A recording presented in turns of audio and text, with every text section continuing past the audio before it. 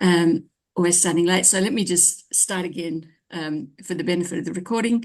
I've just asked people to put introductions in the chat. We've already had a few introductions and we will continue. So what we've been doing is, so those of you who've already done introductions, please introduce yourselves in the chat as well, and everybody else too. Bazarat, we've been doing introductions in a kind of by the leadership board first. Bazarat's actually also going to chair part of today's meeting. So Bazarat, why don't you go next with introductions? Hi everyone, welcome. I'm Basirat Wayalo. I'm a senior researcher in real estate at the Oxford Brookes University here in the UK. I've been an ITD member since 2022, and it's been a real good time. Really looking forward to welcoming you all again. Great, thank you. Bazarat, you might have to find a way of speaking up a little bit. You're a little bit hard to hear, particularly if people don't have headphones, I think. Right. So let me then move on to the people who are standing for election. So Jason and Ria are standing for re-election. Payal, you're one of the people standing for election. Do you want to go next in terms of introductions? Thank you, Professor. Hi, everybody. My name is Payal, and I'm a final year PhD candidate from the University of Queensland, Australia. And my interest in transdisciplinarity is such that it can be applied to the Oceania region. I'm pretty much interested in sustainable development, policy, and governance. So I'm thinking of this platform as a means to support myself and the network and what it stands for. Thank you very much. Great, thanks, Payal. Guy, you're the other person standing for election. Do you want to introduce yourself? Sure. I'm typing at the same time, but I'll send that in a minute. My name is Guy Lotrecchiano. Gaetano is my first name, but please feel free to call me Guy. I'm at George Washington University, which is in the capital of the United States, in Washington, D.C. I'm an associate professor in clinical and translational research. I've been very involved with the Team Science organization, which is the international network for team science. I'm presently a board member, but I'm also a past president, and I am the chair of the 2025 conference. I have published in the area of cross-disciplinary competency in particular, when it comes to understanding what competence might be for cross-disciplinary or interdisciplinary work. I've contributed to Gabriella's platform, the I2S, which is the blog that she has championed over the years. I'm very happy to be here. I am, I think, the sole American on our docket, but we also have Steve Fiore, who has been a champion. Thanks, Guy. Science. Yeah. And that's all I could say. If we have a time commitment, I just wanted to share a little bit of my background. Thank you. That's terrific. Thanks very much. Thanks, you're not the only American. We'll go to, so Karen's one, and we'll go with one of the other ones. Margaret? Great to be here. Thank you. I'm Margaret Krebs from the Transdisciplinary Training Collaboratory, a group that is hoping to work very closely with the Alliance. I'm at Stanford University and primarily an educator trainer. And I've been a member for several years. Great. Thank you. Maggie, one of our newer members, do you want to introduce yourself? Hey everyone, I'm based in Tito Tokoro in Northern New Zealand. I run a transdisciplinary lab. We open portals to parallel universes and alternative worlds. We do all sorts of very interesting things engaged in the environment and social change and activism, and we use emerging technologies and tools to do that. Great, thank you. So you can see we've got a great array of different ways of speaking English, which is always one of the charming challenges of doing this. Anna, do you want to introduce yourself?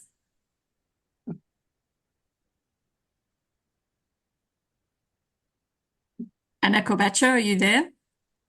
There you are.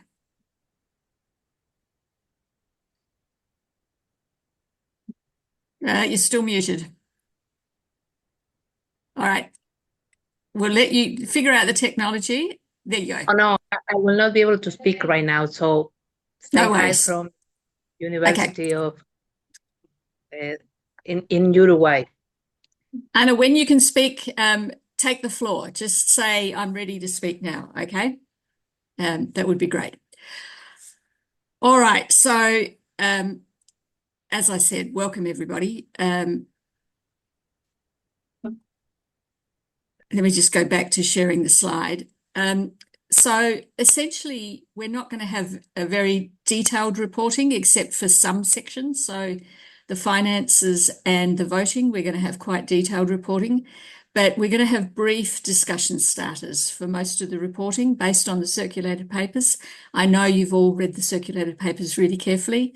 If you're anything like the people at meeting one, you will have glanced at them at best. But the papers are there. They detail in quite a lot of detail what we've done. They're not so detailed on work in progress, but more on work that was completed during this year. And we are going to then try to have as much time as possible for comments and questions. And so feel free to speak, or if you'd prefer to put things in the chat, that's fine. Really, the aim of the two meetings that we've had, so one yesterday, which was more for the European end of things, Africa, Asia was part of that as well,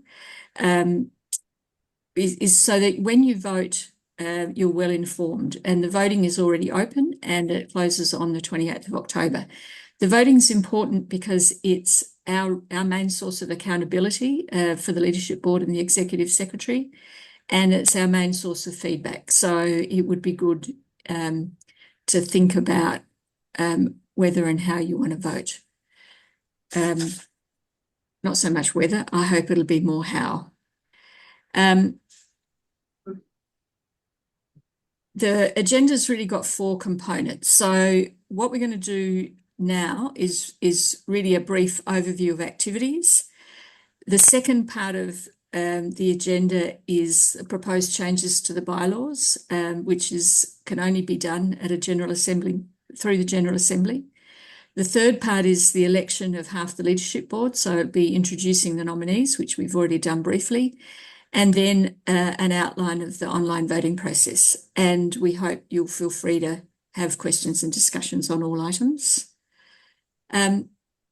Is there any, I'm going to launch into the first set of the review of the activities, but does anybody want to say anything before I do that? Okay, I will stop sharing so that I can see you. It's always a bit disconcerting when you're sharing screen because you can't see most people. All right, so we've bundled together 3 reports, the reports of the President, the Executive Secretaries, of whom we've had 2, and of the Leadership Board. And I guess I started the President's report saying that I can feel a real sea change in terms of how inter and transdisciplinarity are perceived, that they're much more, I feel like we've got the wind at our backs for the first time in my life, rather than going into the headwinds of opposition. There are still headwinds there, of course, but mostly I think we've got the winds at our backs. And so we now have a lot of opportunities and not a lot of a capacity. And that's our big challenge to really work on and overcome.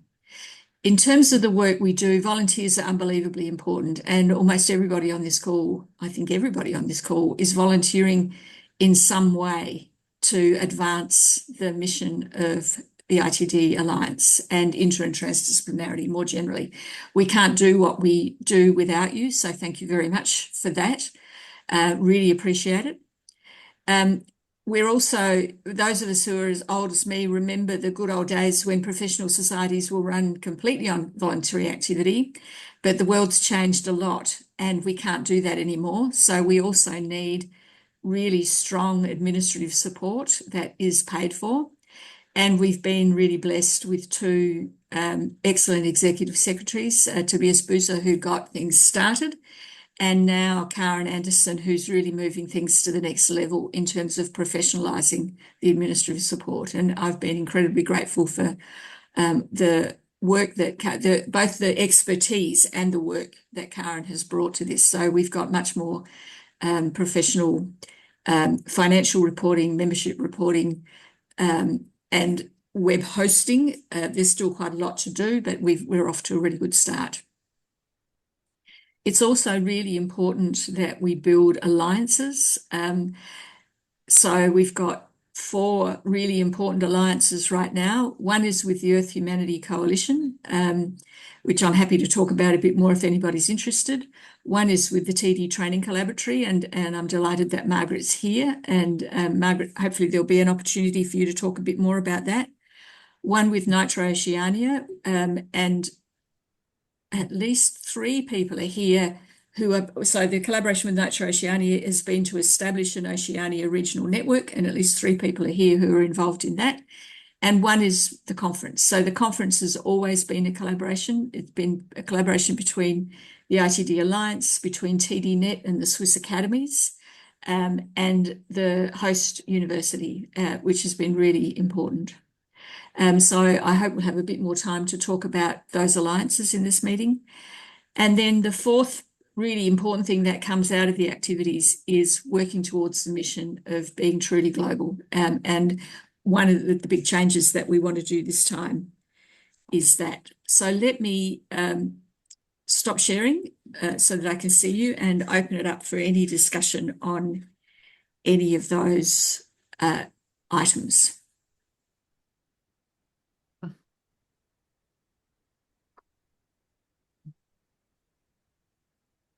So having reviewed the some of the economics involved and looked at the amount of work Karen has ahead of her, I guess what is the pathway towards making that a sustainable position? Like what are the key strategies for revenue generation or for changing that into a more sustainable role? So Maggie, thanks. We will come to discussing the finances a bit more. Can we just hold that question for the? It just does kind of tie in with the overall strategy as well, but that's fine.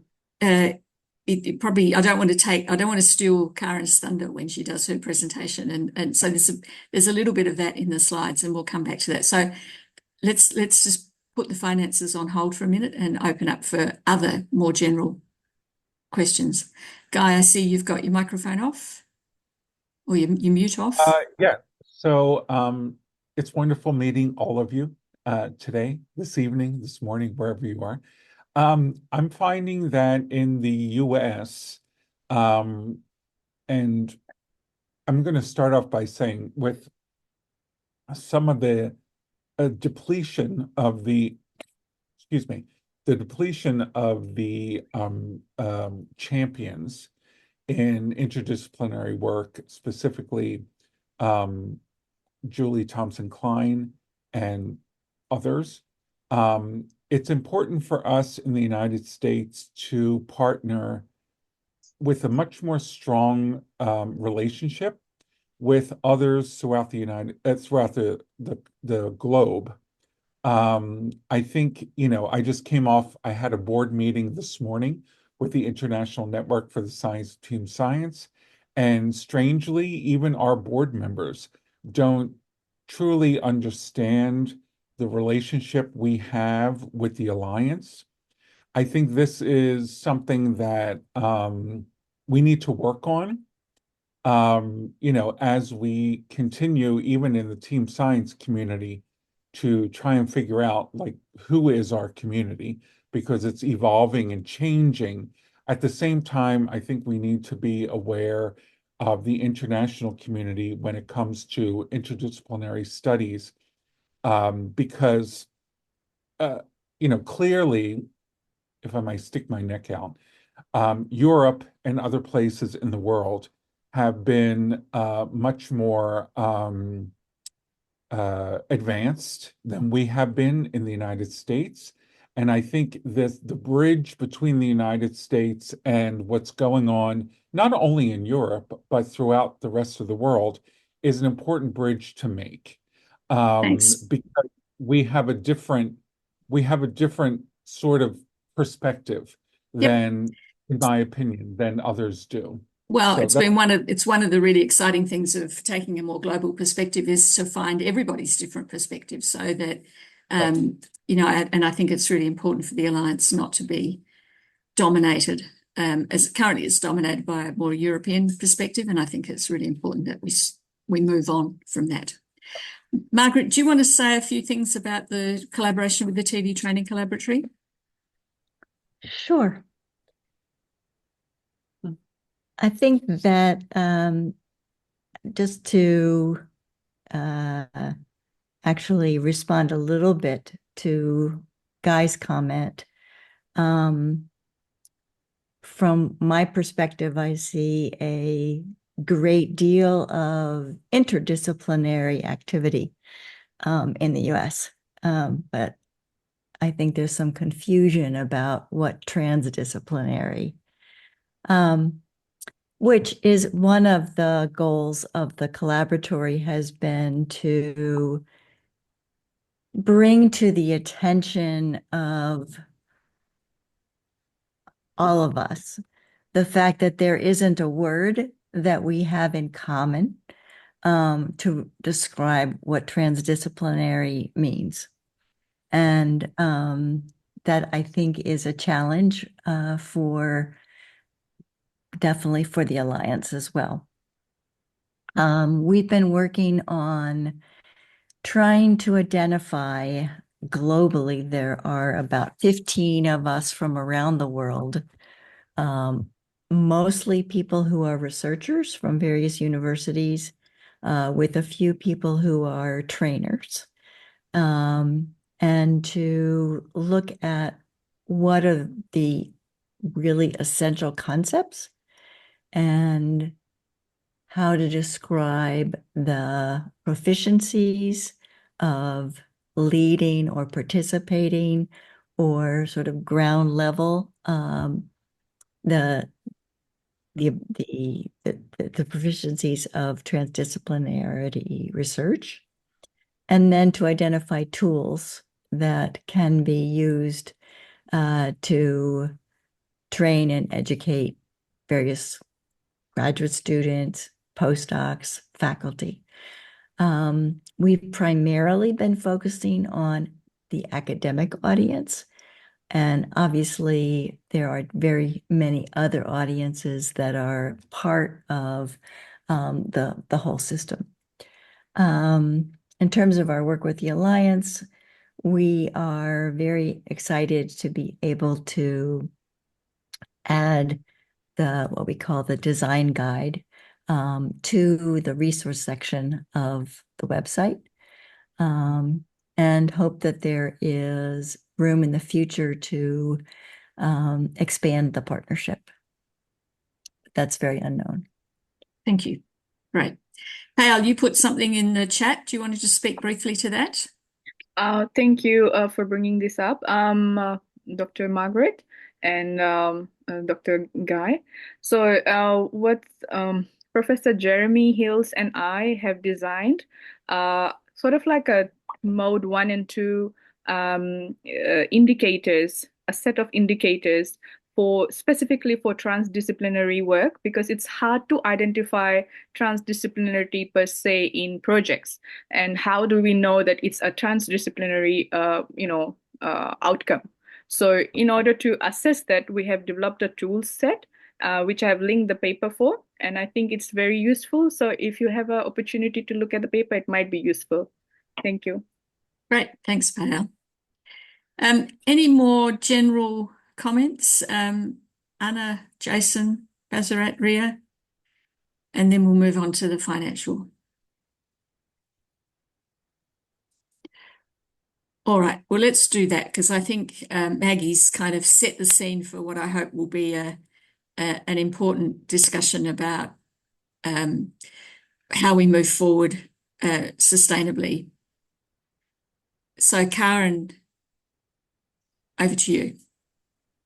Sure, great, thank you. Hello. So I'm here to talk about the financial report, which was in the papers. The Therese Paulson, our treasurer, spoke this morning on it. Well, I guess it was yesterday for most of you now. So the key issues about the financial report, I mean, the good news is that the refinements that we've done are working well, and that the bottom line is that we are able to live within our means. But as Gabriel hinted at and Maggie was asking about, 1 day a week, a 20% time is not enough for all the duties required of the Secretariat. Many duties still being done voluntarily by others, especially the working groups. Ideally want to increase some funding. And things that I'm sure some of you have noticed, the website could also needs a refresh, but again, these are things that need funding. And then we can have that conversation. But before we get to the conversation part, I'd like to present. So Gabriel, if you'd like to advance the slides, let me first present the statement for fiscal year 24, which ended on the 31st of August. So there's basics here that we are still in the black, which is good, but just barely.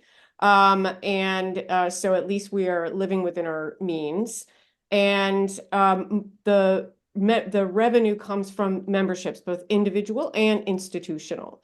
And if you want to go ahead and move to this next slide, which is a quick look at the forecast moving forward, it is much the same. To keep ourselves in the black. You can see the comparison slightly shaded out with fiscal 24. So these more detailed reporting is in the papers, of course. But I just wanted you to be able to see these numbers. If you wanted to ask anything about the numbers, you're also welcome to do that in the conversation we're about to have.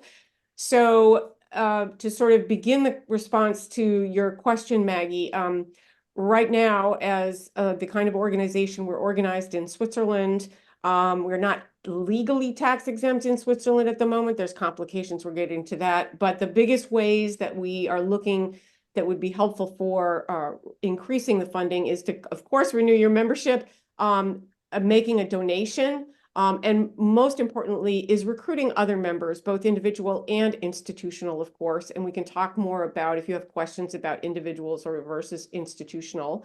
But those are the biggest. Membership is our biggest area of revenue. Occasionally, there have been a few other minor sources, but it's not very substantial. And so part of the conversation today will hopefully be some ideas, if people have ideas about increasing funding to make things more sustainable. Great, thanks. So, yeah, sorry. No, sorry, I didn't mean to cut you off. No, that's okay. I just saw that there was also a question from Guy about what potential funding streams are, but yes, membership dues is basically our only funding stream at the moment with some donations. So thanks, Karen, and both for the great presentation and for doing such a great job. Maggie, our main strategy is to increase membership. So, and that's a twofold strategy. One is it increases our revenue, but also we're tiny. We've got 300 and some members, Karen, is that right? Which is tiny. And if we want to speak for inter and transdisciplinarity globally, we need to be able to be speaking for thousands of people, not for hundreds of people. So that's the main strategy for this coming year. But welcome your feedback and responses. The first question, Karen, you said that you're wanting to increase it to 2 days a week. Can I ask if you were to imagine that all of the tasks that needed to be done when you've done an analysis of everything that happens, is it 2 days a week or is it actually a full-time job? Like, is that like, you know, because sometimes people go, oh, if I could just get 2 days a week, I can do this. Because I think it'd be good to know what the clarity of the deficit is. Because if you're doing 2 days a week and you're still doing essentially what is a full-time or essentially a half-time job, then that's also still not sustainable, if that makes sense. So I just want to double check what the reality is of 2 days versus full-time versus not. Do you understand what I'm saying? Absolutely understand what you're saying, and excellent point, and thank you for making it. So the first thing that I would, the platform I want to lay down is that yes, there is more than enough work here for a full-time job.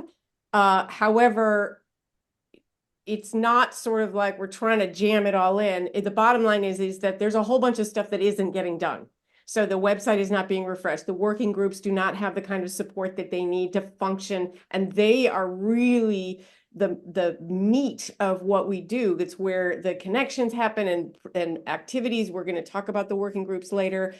So there's a lot of support. There's also some additional systems that as we grow, as Gabrielle was talking about, when Gabrielle was saying about the increasing members to have a larger membership base, if we can increase the members, we're at a point, I've improved some of the membership management systems, but ultimately if we get much bigger, we really need a comprehensive professional membership and contact management system. So yes, there's more work, but it's not doing it is just that there's things we can't do and we just can't grow.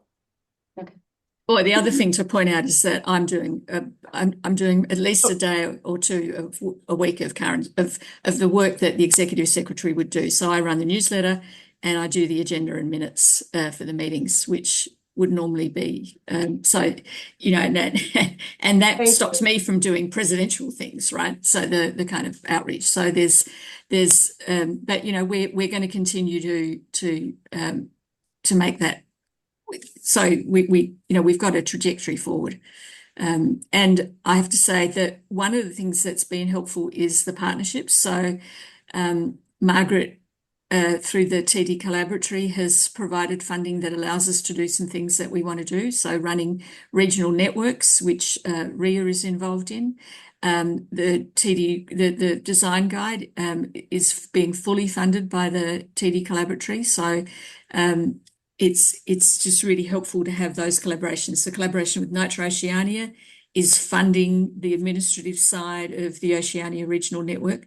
So we're also looking at, this is more opportunistic, if you like, but we're looking for those opportunistic partnerships where there's a win-win for both sides, and that allows us to do something that we couldn't do before. Guy. Yeah, I just wanted to add that Insights, which I'm a board member of, if you're not familiar with it, it's the International Network of the Science of Team Science, went through these same growing pains. And I would have to say 2 or 3 years ago, I'm just guessing, we came to the conclusion that either our membership was going to sustain our treasury, or we would have to look for other sources of funding. We're lucky in that for the past several years, we've been maintaining a significant membership that has led our treasury to hold about $250,000. That clearly is not in the same scope as this organization is.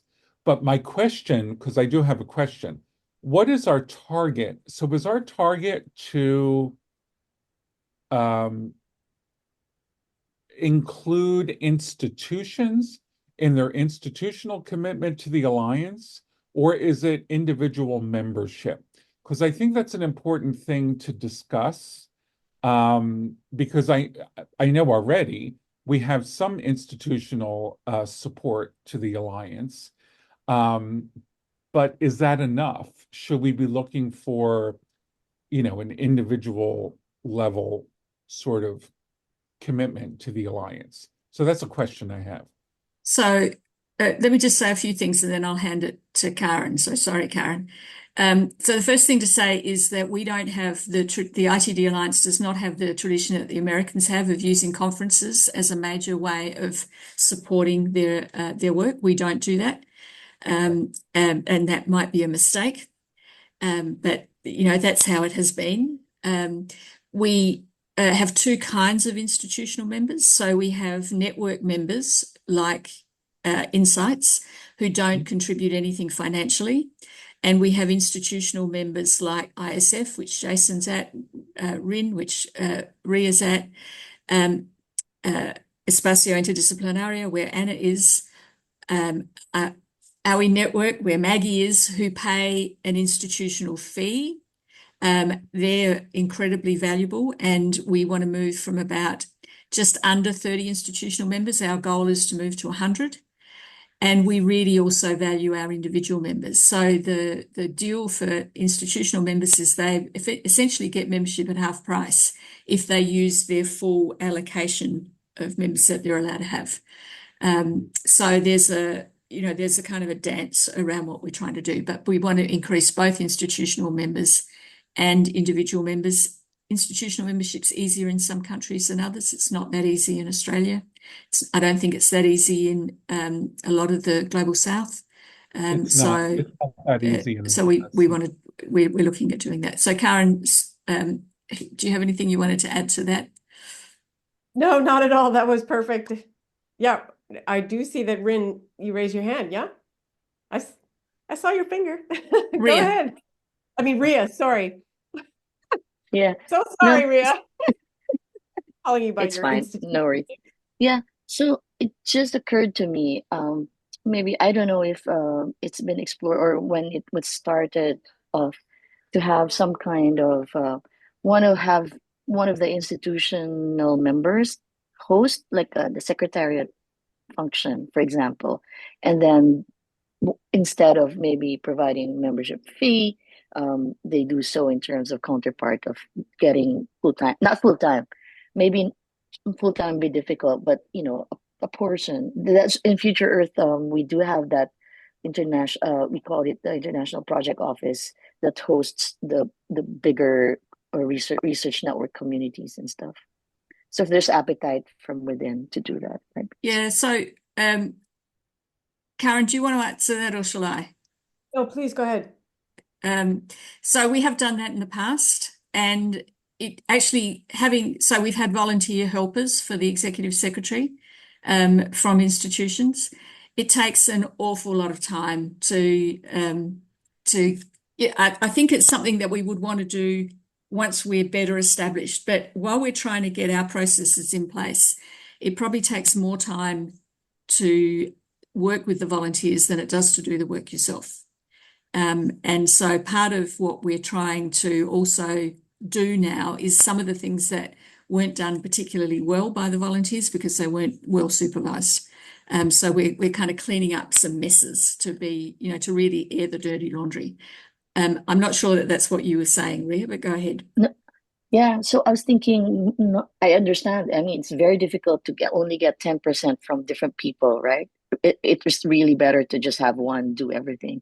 So if it's possible to really host a kind of executive director or something like that, like an executive secretariat who can really allocate significant time, not just 5% or 10% of staff time. Yeah. So thanks for the suggestion. I can imagine. Yeah, we'll take that on board. Rick, just before we go to you, Guy, Rick, I see that you've joined. Do you want to just say hello and also introduce yourself in the chat? Well, I guess I should turn my camera on then. Last time I talked to Rick, he was sitting in the basement in a fire, so he was surrounded by a red glow. So I'm interested to see what you look like now. Great. Hi, everyone. Rick Shostak from Canada. Great. This will be my first General Assembly, so I'm sorry I joined a little bit late. Great to have you here, Rick. Guy. So my question is, and forgive me, I feel like I should know this, but I don't know this.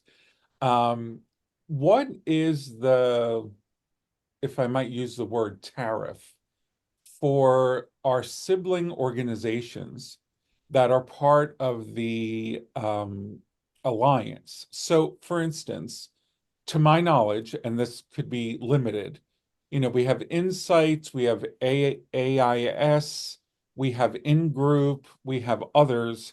So to be part of the alliance, does each organization have some sort of tariff that goes into the support of the alliance?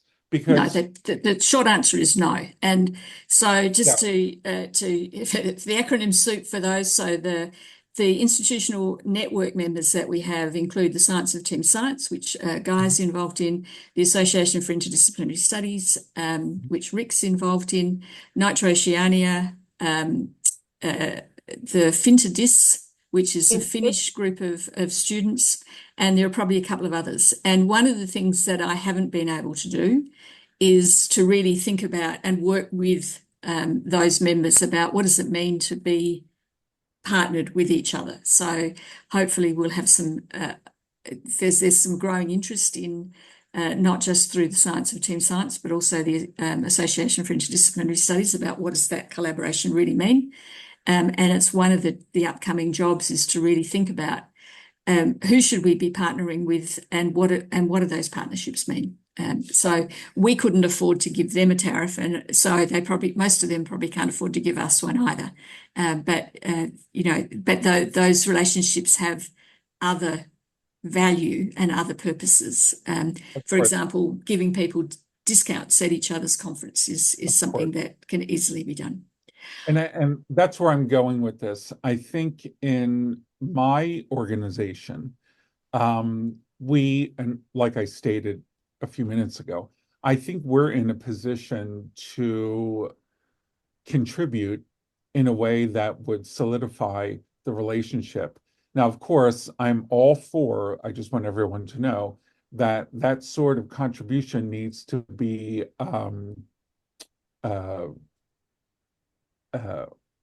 sort of considered based on the ability of different societies to contribute. Sure. I'm a big proponent of that.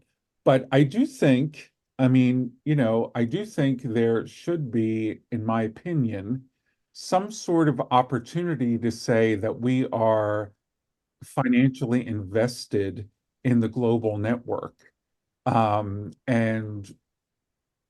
I can't speak for our society completely, but we could possibly contribute in a way that would secure that we would benefit in the United States because Insights is predominantly an American sort of organization.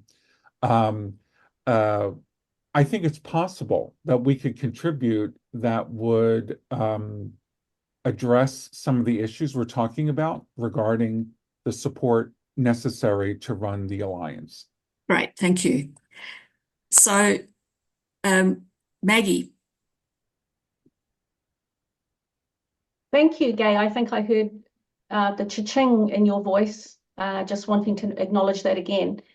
I just wanted to say that, going back to the point I made earlier, to be realistic in terms of organizational change and growth, I would really like to see not let's have 2 more days, let's have a position that's actually spec'd out to look at that includes new revenue streams, that includes what would it need to take to actually update the site, to create a social media platform that we can all engage in real time, to have more dynamic potential for knowledge exchange that people might purchase in some form. Like, it feels like at the moment what I'm seeing is we want to have just one tiny more thing just to break even or tread water, and it would be helpful for me to go, well, actually these are the things that are really needed in priority, and this is how much time it would be needed. And from that we can then go, okay, well, this could be a partnership thing, this could be a paid thing, this could be this role, etc. But I don't necessarily see that strategically. It would just be helpful for me to see it, if that makes sense. Yeah, thanks. If it looks like we've got a limited vision, I'm very sorry about that because we certainly don't. But we're trying to be we're balancing doing what we can with what we've got, which is not we've got a lot that we want to do and we don't have very much to do it with. And so anyway, let me just wrap this section of the meeting up so that we can move on to other things. So we can certainly come back to these themes. What we've been talking about is really the background to the first 4 items for voting. So they're really the feedback about how we're traveling. This is the accountability part of the meeting. So the report of the president, the financial report, the report of the executive secretaries, and the report of the leadership board members. And this is what the voting will look like on the side in pink. So you get to support, not support, or abstain. And you need to do that for each item, as Karen will talk about at the end, and comments are optional.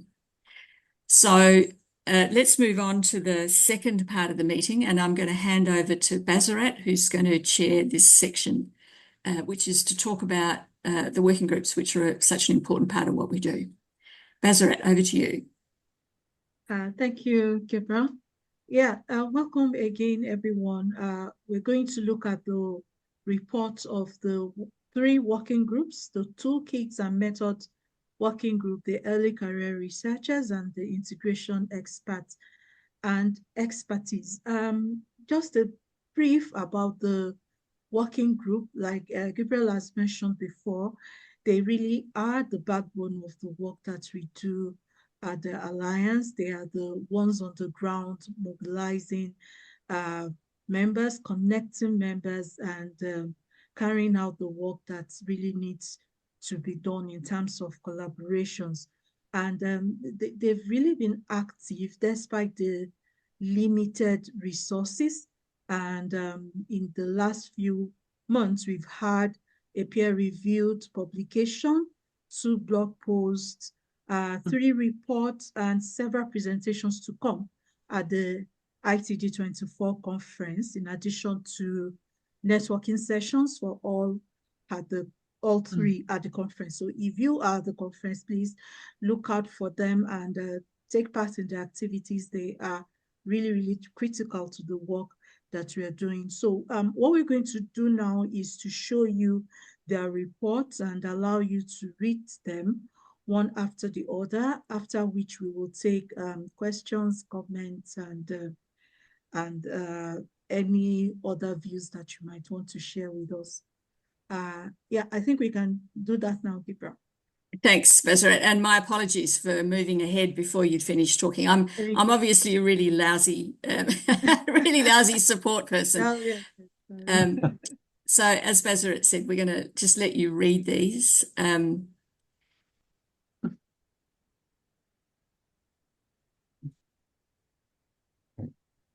sorry. Excuse me, are we supposed to be able to link on this? I'm sorry. Not now, no. Oh, okay, fine.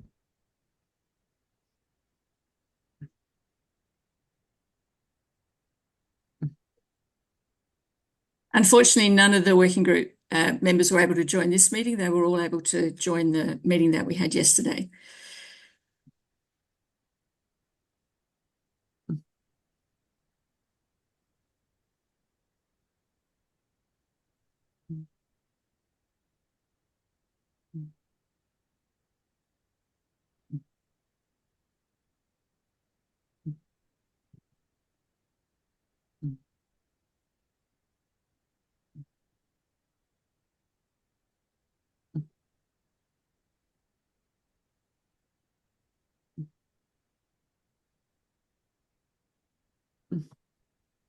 So this kind of summarizes the key talking points that the working groups developed for discussion. Back to you, Bazarat. Okay, yeah, so these are the key issues that have come up, and we'd just like to hear from you if there are any suggestions or comments or opinions that we can take forward to the working groups. I am going to stop sharing so that we can see each other, which makes it a bit difficult. Karen, yesterday you were able to put things in the chat. I'm hoping that you're doing your thing. Thank you. Yep, there it is. Okay, Maggie, I can see your hand. Please, let's have your input. I think the one thing that I get an impression about, which is good and also not so good for people like ourselves, is that there are early career researchers in communities working in independent settings as well. And I think the language and sometimes some of the outputs are very, very much focused on academic institutions. And I think in terms of inclusion, if I think of some of the most dynamic work that's happening, it's happening in grassroots organizations that are doing action research or different kinds of alternative research that aren't PhD students, that are needing support or collaboration or some kind of engagement. And I think that that's one of the things about ITD. It very much feels very much like an academic cultural institutional support network. Whether it's intended or not, I think that's how it comes across to people like myself. And certainly in terms of using resources or accessing resources or networking with others, that would be something that would be really awesome to just have a little bit more of an awareness of that there's a lot of things happening that are outside universities. So I think that's the main feedback. Yep. Thank you very much, Maggie. I think that's really a very important point, and yeah, it's well noted. Thank you. Guy? Yeah, I couldn't agree more with Maggie's statement. I think we deal with this in the field of team science, but I think it's fair to extend it to interdisciplinary studies in general, that we don't have a well-defined pathway to success, not just in the academic world, so not just for the purposes of getting a PhD and ending up in a university, but a lot of people that do work in interdisciplinary studies and in team science end up in very practical oriented roles in their career. And I think we're at a loss for a pathway that those of us who have lived through this for the last 20 years can say, this is the pathway, and it's not straight and narrow. It might be a little curved, but I know one of my passions is to try to understand better what is the challenge going on in the system that doesn't allow people to naturally move from developmental education to career development to, solid career opportunities. So I really appreciate what Maggie is saying. It's part of what I do in my work, is trying to figure out what should that pathway be. And I think I'm going to be bold and say, I think we have a responsibility to carve out what that pathway might be in different parts of the world, and also within different workforce arenas. Yeah, thank you very much again. And I think we have Jason. Jason, yes, please go ahead. I was just going to say, I've had limited involvement. Not that I would have liked to have more in the expert and key issue groups, but I haven't had time. But the little that I know about it, I do remember two pieces of information. And I think here on this line, we don't have a lot of people who were here right at the I wasn't, but right at the beginning of ITD Alliance when it was formed. I think my understanding was that the ITD Alliance was partly designed to actually include those broader practitioners it was intended to. It wasn't just meant to be academic. And my understanding is that the working group of integrated experts and expertise actually are considering that, even though I've only had limited involvement at the beginning of that group. So that's what I just wanted to suggest, those two things, just from the little bit of knowledge I have, but it is only partial. So Okay. Yeah. Karen, do you want to add to this? Sure. Thank you, Basrat. I just wanted to mention that the ITD Alliance does have an ideas board, and I think this conversation's fantastic, and we're generating a lot of ideas that we can also document. But I also wanted to use this opportunity to mention that we have it. I put the link to the ideas board in the chat, and it's probably a good idea for us to put it in the next news bulletin too, Gabriel, since from some of the conversations that have emerged from the General Assembly. So I just wanted to make a note of that. Yeah. So thank you. Thank you very much. Gabriel, do you want to say something? Yeah, sorry, Pastor. Yeah, go ahead. You just keep me in line. I just wanted to say we're not going to necessarily be able to capture everything. So please, for the idea, we'd welcome you adding your ideas to the ideas board. That way they don't get lost. And that's kind of really important part of this meeting. So thanks. Sorry, Bazarat, back to you. We probably need to wrap this up so we can move on to the next item. Great. I think it's been quite interesting hearing this viewpoint. And yeah, I think we can move on to the next item and rely on you to please put your notes in the ideas board. I've written a few here, but it's good to have it captured. Okay. And so, yeah, we move on to the ITD 24 conference report. Of course, as you all know, the conference is the keynote of all our activities, the flagship of the Alliance's activities. And it's always been an important collaboration between the host university, the TD Net from the Swiss academies. This year, it's hosted by the University of Utrecht, and I'm sure we all have the dates in our diaries. For this year, there's been some issues around the unknown demand post-COVID-19, and we've had really overwhelming response to the call for contributions and panels and all, but with overwhelming response and very good quality papers and proposals, we've had to make some really tough selection decisions, but nonetheless, it's really something to look forward to. We have opportunities for online. Myself, I'll be joining online, even though for now, there isn't much appetite for that. At the same time, some of our members do face issues around traveling and the cost of traveling and things like that, particularly from the global south.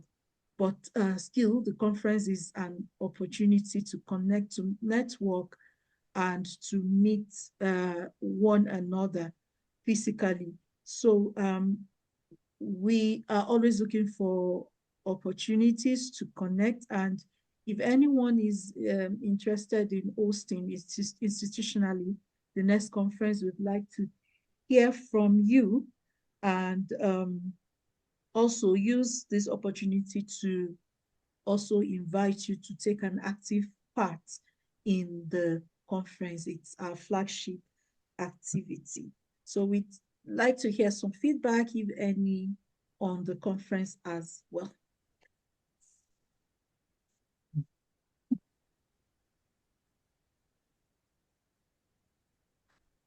Well, I was just looking through the program and registering for sessions today, and it looks really great. I'm looking forward to it. That's good. Thank you. Okay. Okay, Jason. I would just like to add that strangely, and I'm not sure exactly why. Guy, Bazarat actually called on Jason. Oh, I'm sorry. Okay. I apologize. Sorry about that. Go ahead, Jason. That's okay. That's okay. It's fine. I actually had myself on mute, so when I started, I couldn't be Yeah, I anyway. saw your mic on mute, and so Yeah. I was So wondering. it wasn't your fault. It's I was just going to say, I mean, even if people can't host the conference, I was just going to say, for example, this year, the Australian National University, Gabrielle and myself, UTS, we're actually holding a little satellite event to the existing conference. So there's always many variations and possibilities to build the conference regionally, even if it doesn't mean hosting the whole conference. Yeah. And we're doing a whole series of events which are being advertised out at the moment. I think some of them are on the email that went out this week with the voting and everything like that about the Oceania events and other things. So, I'm just trying to highlight that, taking on a whole conference can be a big thing. That's not the only solution. Thanks for pointing that out, Jason. Yeah, Gabriel. I've discovered that I can't raise my hand if I'm chairing this, or hosting the session. So I just wanted to report a few things that happened at meeting one. And Jason was very kind to recognise the ANU, but the work he's done has really all been done by the University of Technology, Sydney, and the Institute for Sustainable Futures, where he is. So, but yes, that satellite event is great. Helena Gomeres, who's on the executive, has volunteered that Ned would be interested in hosting the next conference, so that would be in Portugal. But we also had a discussion about potentially having a series of conferences in different places, or having conferences in different places that were connected. And so there's a lot to think about for the next conference. I think so I have to say I'm very excited about the potential for having a bunch of satellite conferences that are connected together. And we heard from people who've tried to do that in the past. So Uli Wilsmeyer had done that at the Leuphana conference in 2017, had sessions in other parts of the world, and I did it at a conference in 2013, and it worked really well. But to do it well, you need money for technology to really link places up. Thanks, Bezeret.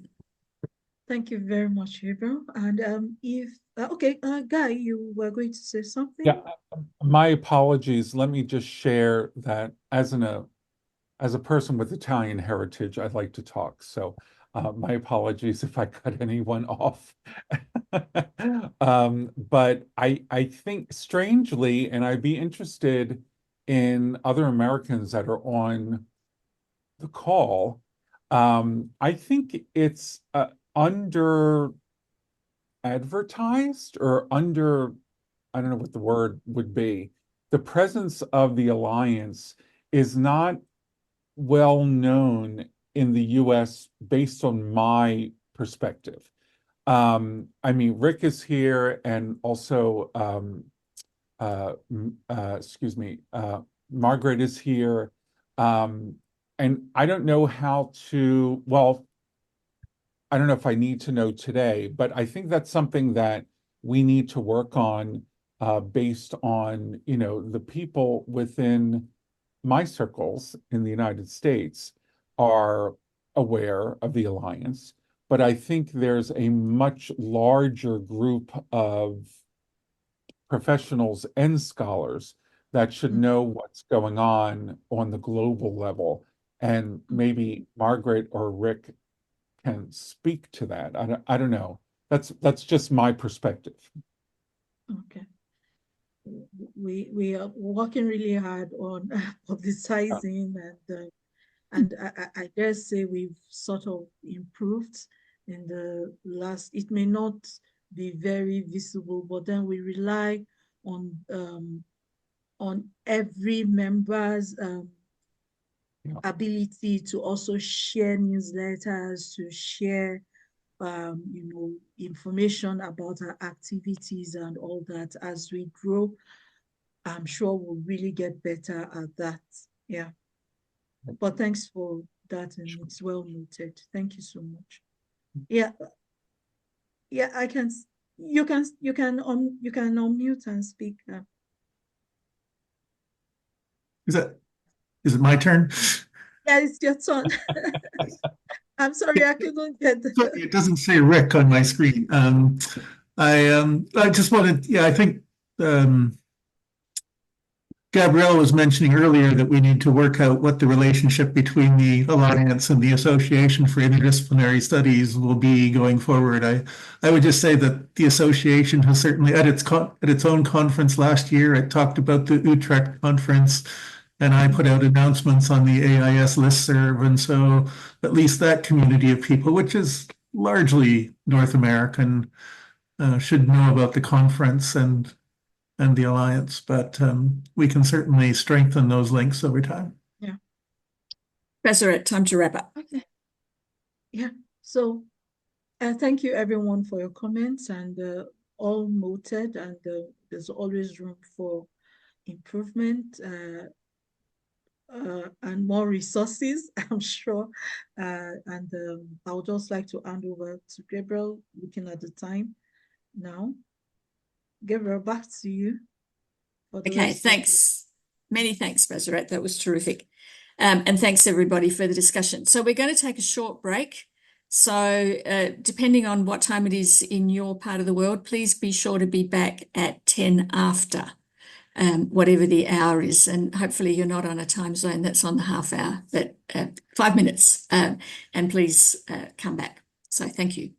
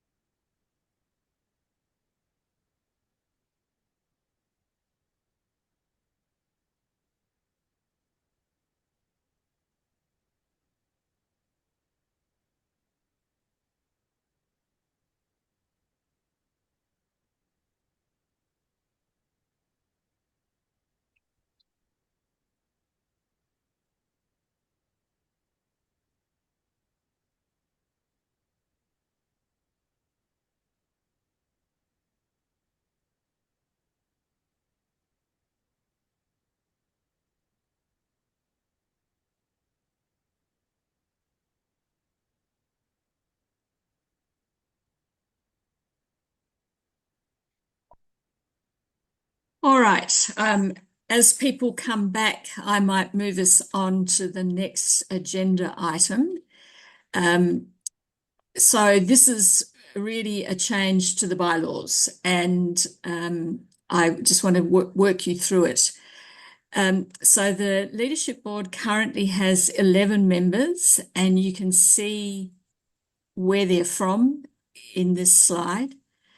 And we have in the bylaws the possibility to have 15 people on the Leadership Board. And so the Leadership Board has made a proposition that the 4 positions that are not filled would be reserved in this election for members from Asia, Sub-Saharan Africa, and the Middle East and North Africa, which are our underrepresented areas. So that's the first thing that we're asking you all to vote on, is whether we would do that, whether we would fill the positions and that we would reserve those 4 positions for those members.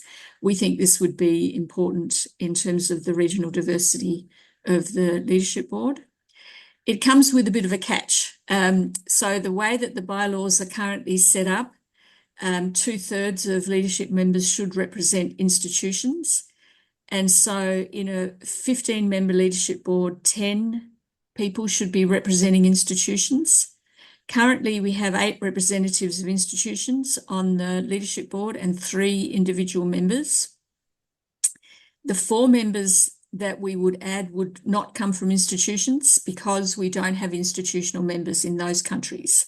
So if we had 4 members from those regions, we would end up with 8 institutional members and 7 individual members, which is not a 2/3 majority for individuals. And that requires a suspension of the bylaws. So in the motions that are being put to you, we're asking you first whether or not you support greater regional diversity on the Leadership Board and through this specific move. So we're not asking the question generally, we're giving you a specific proposal to vote on. And the second is, if you support that, do you also support a suspension of the bylaws to allow us to do that? So hopefully that's moderately clear, but certainly happy to open it for discussion.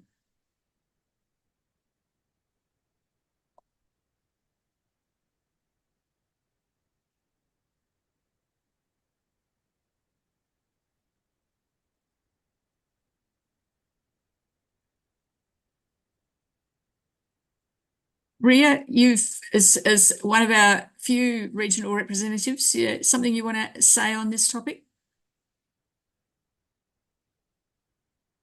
I'm also picking on the people who haven't said much, so go ahead. No, just to say that, yeah, absolutely, it's a welcome. Inclusivity and diversity would be very much welcome. So, yeah, happy to have more diversity in the work. What about you, Bazarat? Yeah, absolutely. It would really help a lot. And looking at the interest that we've had on from the applications and all, I think we are on the path to achieving this. So I think it's really important, particularly also based on Guy's point and Maggie's point around ensuring that we are known, globally. It's important to do that. Yeah.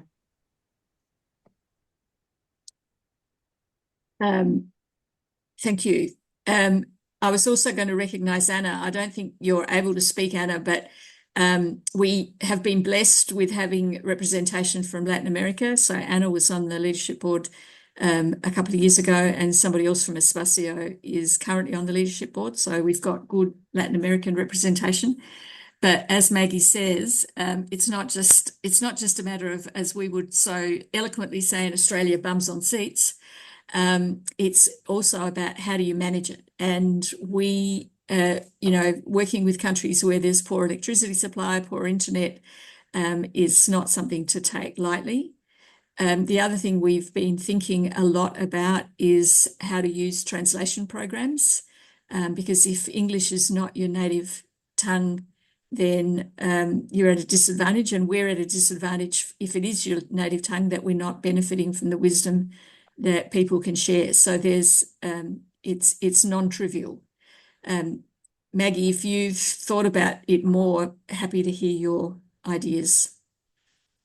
I feel like I've spoken quite a lot in this meeting, and there's probably voices who haven't had a chance to speak. I think for me, you kind of answered that. To be honest, I think sometimes we can get into allocation mindsets and not think about also some awareness mindset, which is discussions about how power rank support barriers to inter and transdisciplinary practice, for example. How what does language do? How does having a newsletter that's this way rather than this other form, like what are the barriers is actually part of, for me, transdisciplinary practice is having that overt discussion. And so having opportunities to do that as part of what we're doing rather than just providing content about stuff is important. And if that's happening as well, then this is one piece of that. That's the summary of that. It's also, I guess we've also taken the decision to let's get started and get better rather than let's wait till we've got everything in place before we do anything. It's really tempting to say, well, we can't do it very well, so let's not do it at all. We've decided to take the plunge and just go, let's just do it. That wasn't the message, by the way. It was certainly no.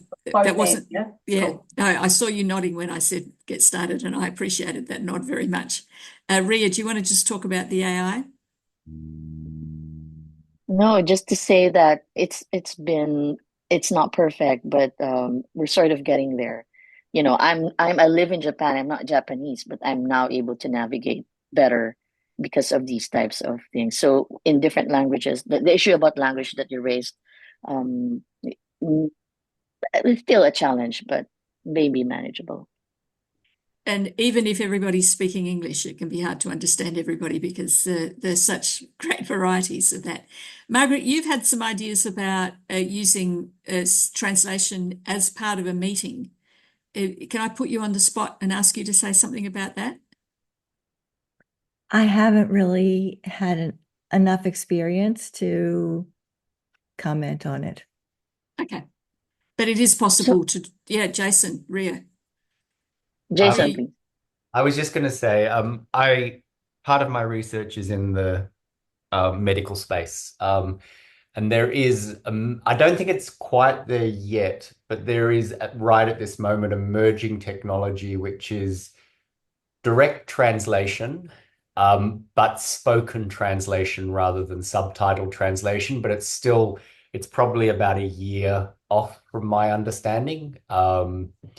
So it's just something I know at the moment because of something we've been looking at in the medical space.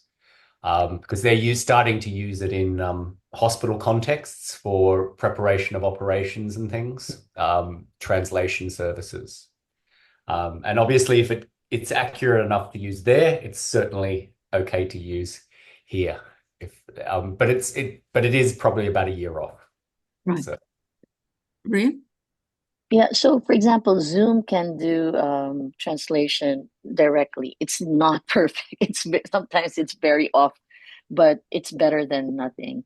And you can easily translate documents as well, and then send it out. But so what we do, for example, in Japan, the Japanese, like 100-page Japanese documents are being translated in English and sent out to non-Japanese speakers within our institution, with always a disclaimer that it's machine translated, it's not accurate, but please understand.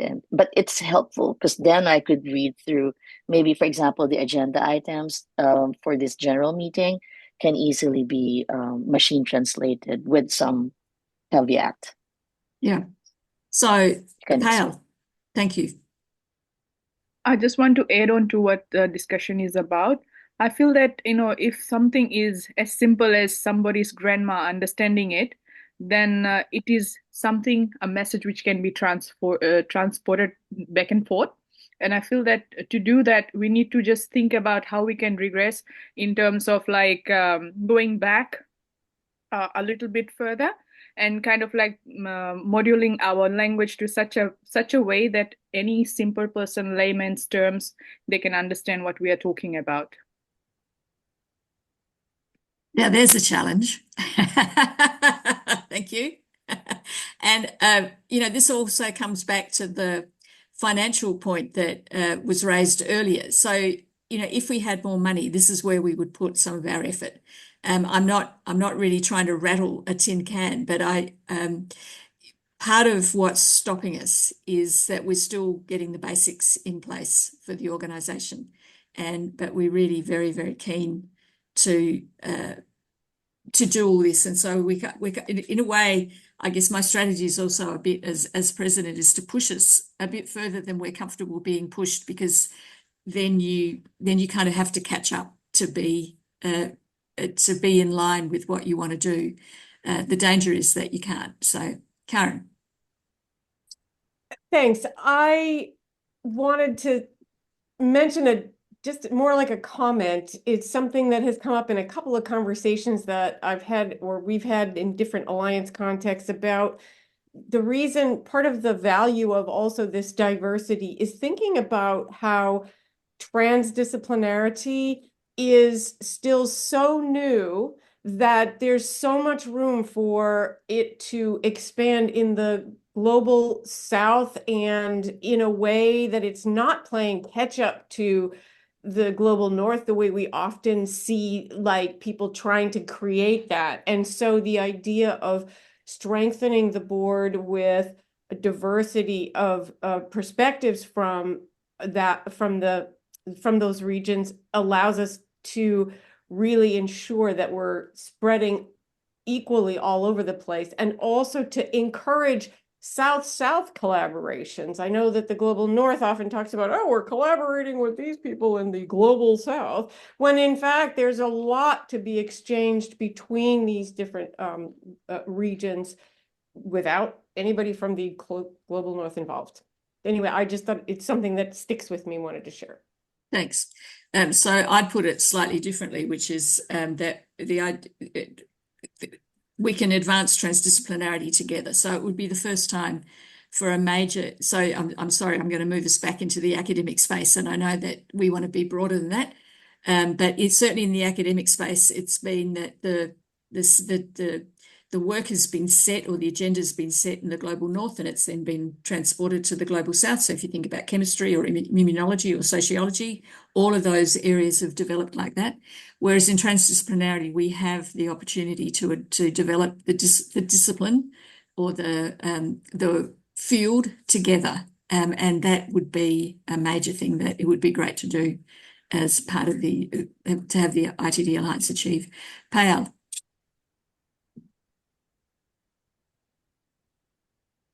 Yeah, you're muted. I just wanted to add what Karen has mentioned about. I just wanted to say that in the indigenous realm, there's lots of words which are similar to transdisciplinarity. In my research, I found out that they were, like the Latin people, the Americas, even the Pacific indigenous people, they have certain words which are related to transdisciplinarity. So it's not a new concept. It is recognized in the 1970s by the Transdisciplinarity Charter. But beyond that, I think it has different meanings, but the meaning is same. It just means to transcend and like have a cosmocentric effect. So maybe linking it back would make more sense. Thank you. Yeah, that's a great point. Yes, thank you. All right. Any other points that anybody wants to make on the proposal to increase diversity and the need to? What I should say, let me just share the screen again. So for these two motions, for the other motions, we only need a simple majority of support, but for these two motions, because they're changing the bylaws, we will need a 2/3 majority. So let's move on to the next item, which is the candidates for election. It's great to have candidates here, but not everybody obviously is able to attend. It's one of the challenges of operating globally. So I'm going to show the candidates standing for election in 3 slides. This first slide is the candidates who are institutional members. As you'll see, we have 3 candidates, of whom 2 are here, Jason and Ria, who are standing for a re-election, plus 2 others who aren't able to be here, Helen, plus 1 other, Helena. And then we have a new candidate, Christian Wagner Alfs. The second group of candidates are the candidates from the 4 priority areas that we've identified from Asia, Sub-Saharan Africa, and the Middle East and North Africa. So Dia and Rashad, who are both from Egypt, Seema, who's from India, and Umar, who's from Nigeria. And then the third set of candidates are individual members from other regions, of whom both Guy and Payal are here. So fabulous to see you. Who gets elected is a complex dance between the votes on the 2 motions, motions 5 and 6 about diversity. And what happens with those motions depends on which of these candidates will be eligible to stand for re-election. And I can talk about that a little bit more if you want me to, but I'm also going to open this up for discussion. Let me just show what the voting slides look like. So for each candidate, you'll be asked to vote support, do not support, or abstain. And at the end, there's an opportunity to put more comments. So what I think, unless the candidates really want to say something more, I think we've heard from you all a little bit. So I'd probably open the floor for discussion. Questions of the candidates who are not here are also welcome. So we've promised that we'll pass them on. We'll put the replies on the web page that's for the 2024 General Assembly. So let me open the floor for discussion.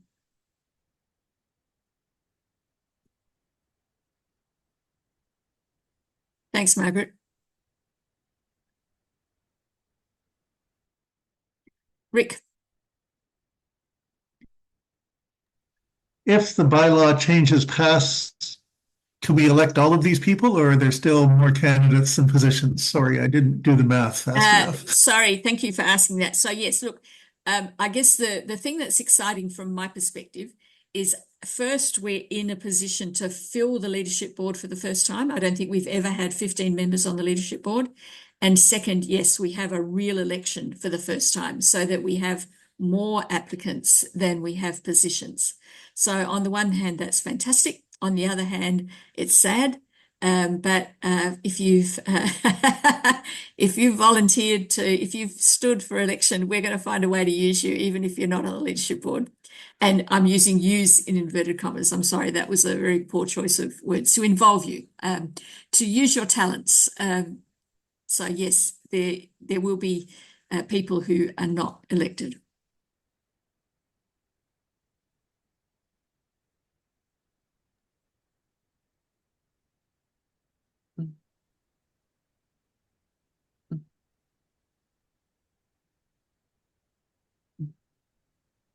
Guy, Karen, are you trying to say something, or are you just waving your finger? You're muted, so I can't hear you. Sorry. I was just trying to flag because Guy's question was relevant and now he's raised his hand, so he'll ask it live. Fantastic. Thank you. That is my question. So when I went to the portal, I wasn't sure how many people I should be voting for. And secondarily, and forgive me if I'm just out of the loop, where are the dossiers or the descriptions of the individuals that are up for election? Okay, so I'll let Karen answer the second question. I'll answer the first one. So you have to cast a vote for every person. You have to, for every person who has stood, you have to say support, do not support, or abstain. It's a slightly unusual way of doing elections. It's the way that the ITD Alliance has always done it, and we decided to stick with that. And I guess the other thing I need to say is to be elected, people need to get at least 50% support, so that if you get 100% abstain, you won't get to join the leadership board. So they're kind of the rules that we've set. And Karen will go over those again at the end. Karen, do you want to just talk about the where you find things? The leadership board nomination statements are in the agenda and papers, and I put the link in the chat. Thank you. It's also linked from the main web page. Yeah. Yep, I just opened it. Thank you very much.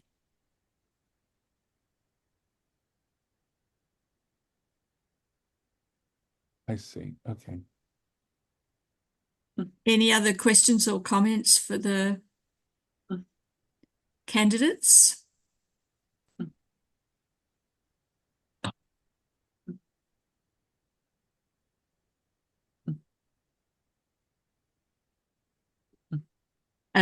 You know, we're blessed to have such a great array of people who are willing to stand and be part of the leadership board. And I'm really looking forward to the so if you don't know, the leadership board, it's a 2-year term, and half of it turns over each year, basically. So it's really, I remain president for another year, and I'm really excited about working with this new group of people. Great. All right, so then let me go Gabrielle, back. when will voting be completed? On the 28th of October. So that's a great segue into the next item, which is the voting. And Karen, over to you. Okay, I just saw the message for the link for the voting. I'm going to put that in before I get started, just because to respond. Hold on one second. Right. Okay. So the voting process. So the voting is through an online form. I just put the link in the chat. These slides, things that look like links, the slides are going to be made available afterwards. So that's just why they're links. You just can't click on the screen right now. So on the form, and then as we just answered to Guy, the form is available now. It will be open until the 28th of October, the midnight of the last time zone. The who can vote. Sorry, I'm reading from the slide, but I think all of this information is really important. Any members whose individual or institutional member fees are current as of the 15th of October, and there's some members who have received a waiver. So those are the people who can vote. And part of it is related to that eligibility is you'll see at the bottom of the form, you need to put in your first and last name and your email address. It's not so that we can track who you're voting for or what your votes are. It's really just to verify that somebody is eligible and that people are not voting accidentally twice or intentionally. So one of the key things is you'll see on the top on the right, that gives you the drop down. For all of the items, the motions and the candidates, you have to select support, do not support, or abstain. Okay, so the form won't let you submit unless you select that for everyone. Interspersed among them, you will find comment boxes that allow you to explain or any comment that you like. But for example, if you wanted to make a clear statement about, I don't support the executive secretary report because I think it's not accurate or it's not enough or it wasn't right or I didn't understand it or whatever, you can say whatever you want in the comment section. But you do have to actually select one of those for each. Can we go to the next slide? Great. So just to recap, Gabrielle went through these as we went along, but the first set of questions for motions 1 through 4 is about accepting the reports that were submitted in the agenda and papers. And the accepting and saying support, do not support, or abstain is basically your way of giving feedback on our accountability. So in terms of the president, the financial report, it's saying whether accepting is saying that you accept, well, you accepted, but if you don't, if you want to have a comment back about if you had any concerns about the activities that we've done in the past fiscal year, this would be the way to communicate that. So then the next is motions 5 and 6, which Gabrielle discussed. Again, just to clarify, motion 5 is about reserving the 4 positions, and motion 6 is that if motion 5 is supported by 2/3 of the people who vote, then whether or not to suspend the bylaws. So it's possible to vote support on 5 and not support on 6, but again, if you had any more questions on that, you can bring them up. And the last one is the voting for the candidates again. So as just to restate again, that you do need to say support and or not, do not support or abstain for everyone. And then it's the counting is who gets the most votes, who has at least 50% support. And the difference in do not support and abstain can help us also with if there's tie votes. That helps us narrow that down. I think that's the last slide, right, Gabrielle? Great, thanks. So questions about the voting process itself?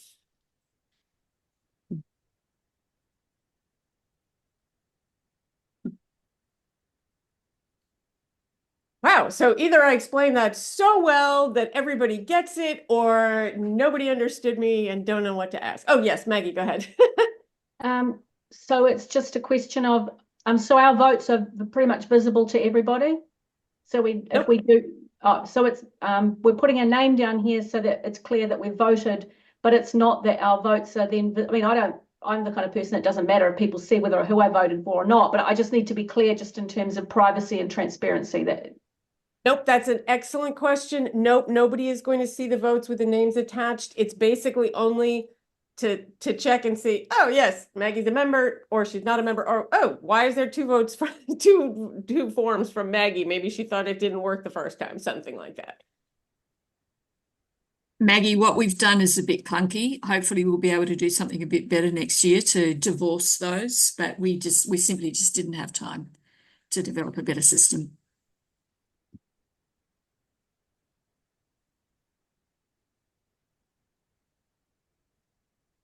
Any other questions about the process of voting? Yeah, Drea. Yeah. So I mean, I'm sure you figured out how to do the math and the projections of how things will come out. I don't know. At least for me, it might be useful to remind people about how many slots are we talking about with regard to or we're aiming to fill for the leadership board at least. Because technically, people could vote for everybody and support everybody, and I don't know how useful that will be. I'm so pleased you asked. This wasn't a setup. So I'm not going to go through this. This is in the papers if you are interested. The first thing that will happen is that there will be a selection from the people who are institutional members. And 3 of those positions will be filled. And we have 4 candidates. The second part of the voting depends completely on what happens with motions 5 and 6. So if motions 5 and 6 are not supported, we will have the 3 institutional members plus 4 member candidates, up to 4 people if they get more than 50% of the support vote. If motion 5 is not supported, or if motion 5 is supported and motion 6 is not supported, I'm not going to take you through this. It's taken us forever to figure out. But essentially, it means that all the positions won't be filled because it's not possible to do that. So let me just take you back. The most likely outcome, so if motions 5 and 6 are supported, which we hope is what will happen, then 3 of these people will be elected, provided they get more than 50% of the vote. And 4 of these people will be elected, provided they get 50% of the vote. And unfortunately, the other 2 candidates, both of whom are here, will not be elected. So just to say that again, if motions 5 and 6 are supported, 3 of these applicants, provided they get more than 50% support, and 4 of these applicants, provided they get more than 50% support, and that will then take the complement on the leadership board to the full 15.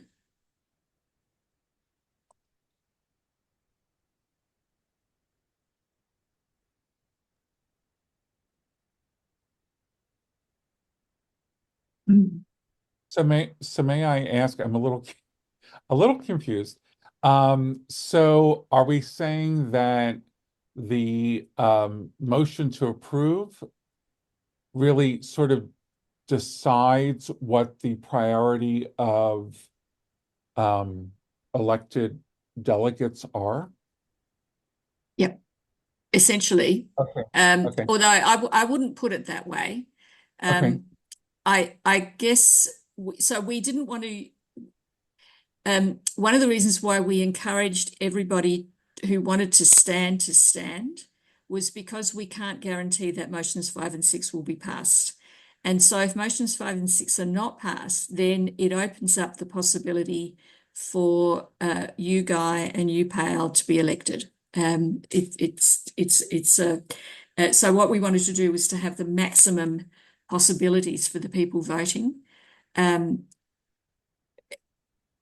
Yeah, I mean, it's just ended up being quite messy because we were keen on regional diversity. It'll be less messy. So this is part of let's stop. So we could have waited another year, had a less messy process, but we thought let's just do it because we think regional diversity is important, and we've got started and we'll get better. We'll have better processes in future years.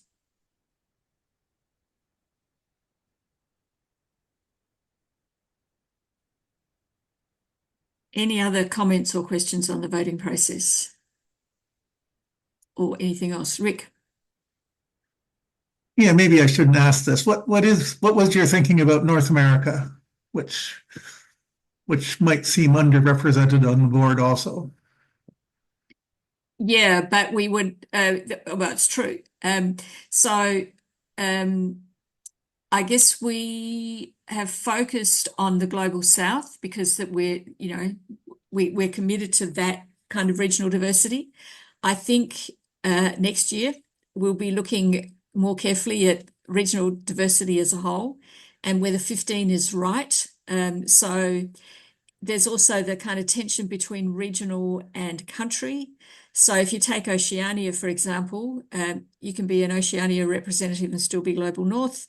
You can be an Indigenous representative from North America.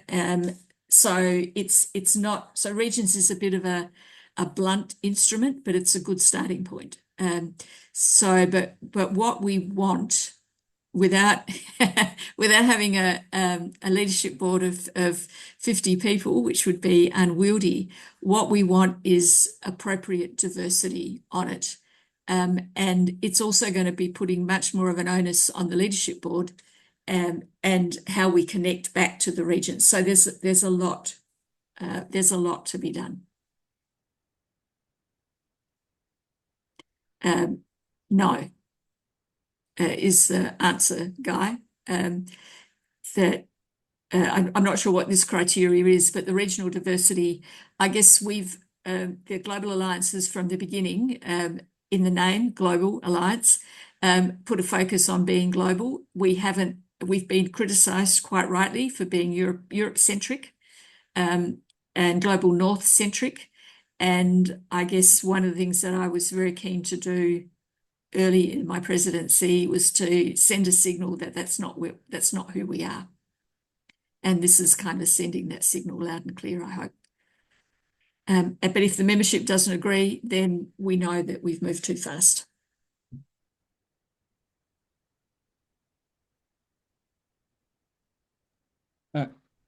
I would just like to add, and I don't know, Rick has already brought this up, but I just like to add that I think it's important that the membership understand the consequence associated with the what's the word I'm looking for? The metrics associated with how the board is compiled. You know, your response saying that no, it's really not been communicated and it's just been based on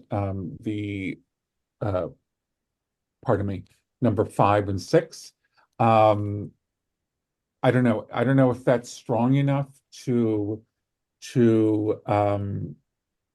influence the voting of the membership. I just don't know. It's a question. And that's all I would say. I mean, I just don't know the answer to that. Yeah, no, those are important points. Thank you.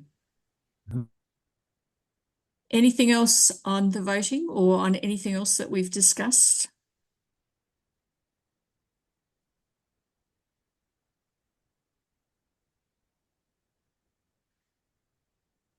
All right. Well, those of you who've been at meetings with me know that everybody is going to get to speak again.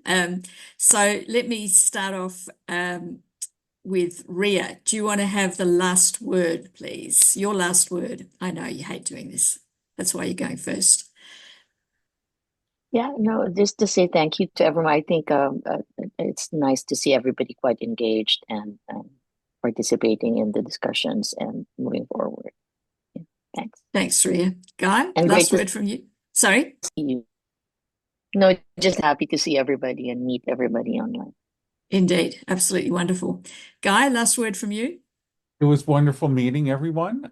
This was a really eye-opening conversation for me as I've been involved with leadership in insights, and I'm really looking forward to having some bridging role with the Alliance and the International Network for Team Science. But I thank you all for all your insights, and I hope to be talking to you more in the future.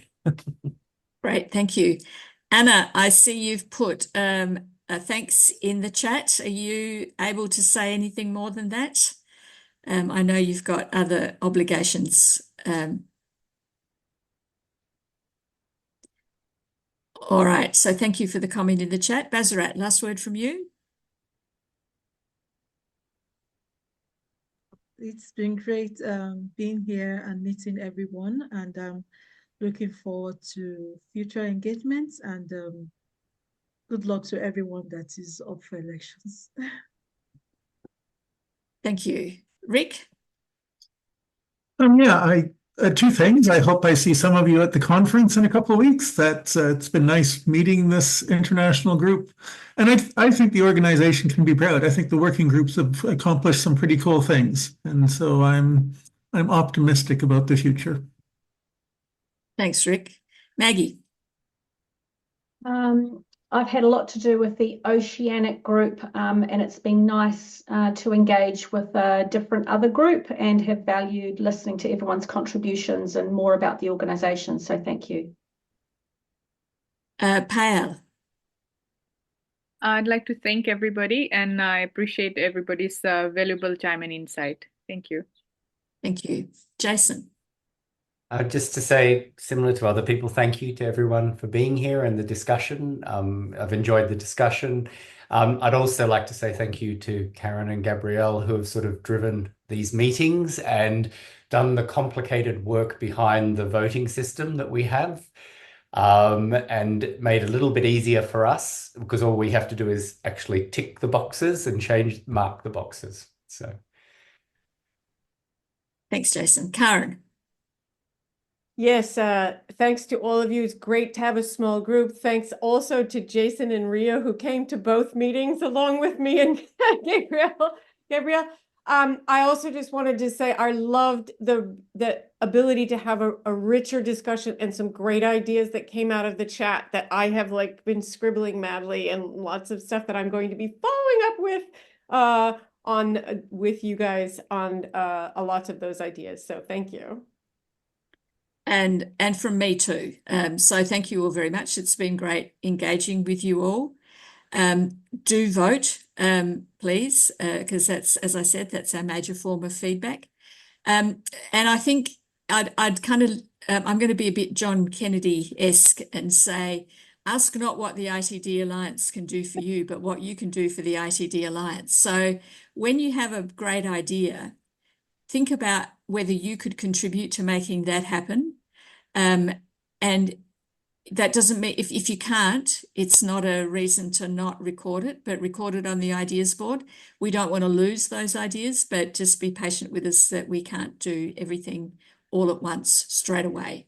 We do have quite a vision for where we want to go, and we're getting there slowly but surely. I think we're moving forward in a positive manner. So it's been terrific to see you all. It's been great to have you here. It's been great to have this conversation, and thanks everybody, and look forward to the next year of our engagement.